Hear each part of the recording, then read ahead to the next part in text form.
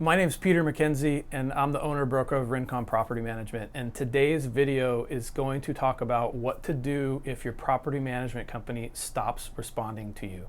So we unfortunately hear this all the time. People call us and say, I think I need to switch management companies. I can't get a hold of my management company, or they take a week to return a call, or any number of issues. But a lot of it relates to unresponsiveness, which is unacceptable because you, as the consumer, as the client of the management company, deserve to be communicated with.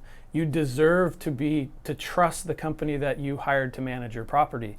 And once that trust is lost, once you lose confidence in their ability to effectively manage your property, unfortunately, there's not a whole lot you can do, which is why it's time to switch companies. The second you lose trust in the company, you will literally question everything they do. And that makes it really hard for the company to manage and for you to feel comfortable. And the only reasonable solution at that point is to switch companies. Point number one, my property manager won't respond to me. Unfortunately, a lot of companies have a reputation of not responding. It's probably the most common thing that we hear. So you're going to need to switch companies. The first thing you need to do is go back to your property management agreement. This is the contract that you have with the property management company. Look at the cancellation clause and figure out what's required. Are you locked into a contract? Has it switched over to month? Usually what we see is you generally need to give them a 30-day notice as long as you're not in the initial term.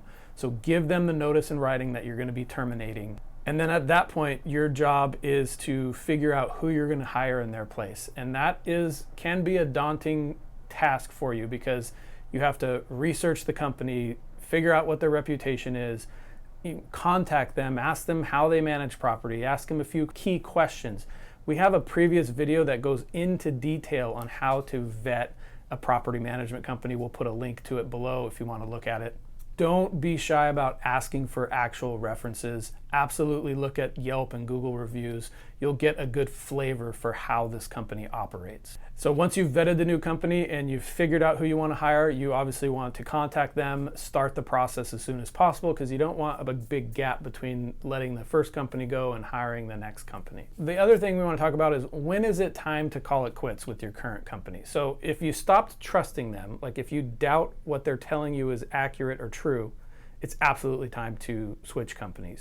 If you feel that they're not treating the tenants well, this is also an indicator that it's probably time to switch companies because the best companies treat all parties fairly and well, because if you treat the tenants well and the tenants are happy, they generally take better care of the property, which is in your best interest, and they stay longer, which is also in your best interest. If your management company treats your tenants poorly, it leads to higher turnover, which is very expensive, and potentially tenants damaging the property because they're mad at the management company, which unfortunately sometimes happens. If you see excessive complaints from the tenants, it's probably time to switch companies. And then if you get your owner statement and there's charges on there that they won't explain or they won't detail out what they're for, another red flag that it's probably time to switch companies. Let's talk about red flags when you're looking at new companies. And like I said, we have this in much more detail if you want to look at the link below. But one is to look at the reviews. If you see excessive negative reviews, either from owners, from tenants, or even from vendors, that's a red flag because every company has a couple of bad reviews because none of the companies are perfect. But if you see an excessive amount of them, that should probably make you pass on that company and move on to the next one. Don't fall trap to the company telling you all the reviews are from tenants because we made security deposit deductions, because the reality is that management companies should be taking care of the tenants as well as the owners. And that adversarial landlord versus tenant relationship is detrimental to the owner of the property. When you decide it's time to reach out to the company, I literally want you to time how long it takes. So contact the company. And I'm not talking about when the secretary answers the phone. I'm talking about when somebody reaches out to you that can answer your questions about hiring them. It should take no more than 10, 15 minutes at the most. If it takes 3 days, pass on the company because a management company is the most responsive to anyone when you're initially contacting them to hire them and give them money to manage your property.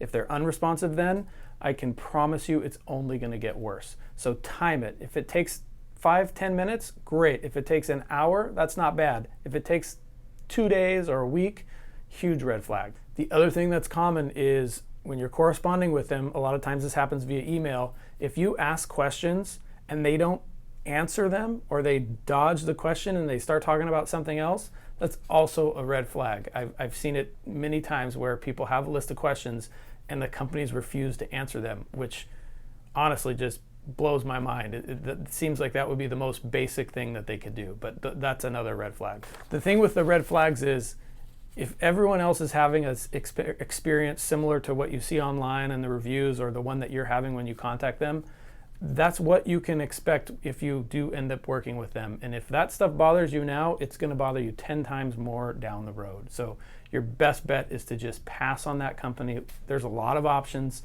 Find the company that you have the best fit with. We went over what to do if your company stops responding to you. Ultimately, the short answer is you need to switch companies.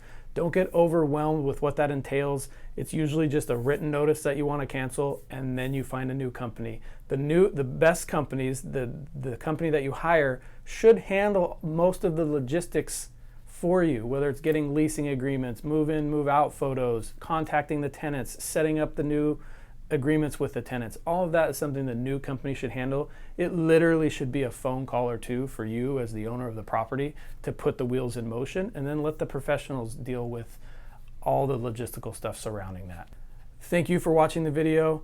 If you want more information on this, go to our Learning Hub. We also have a YouTube channel that you can subscribe to that we put out new content for.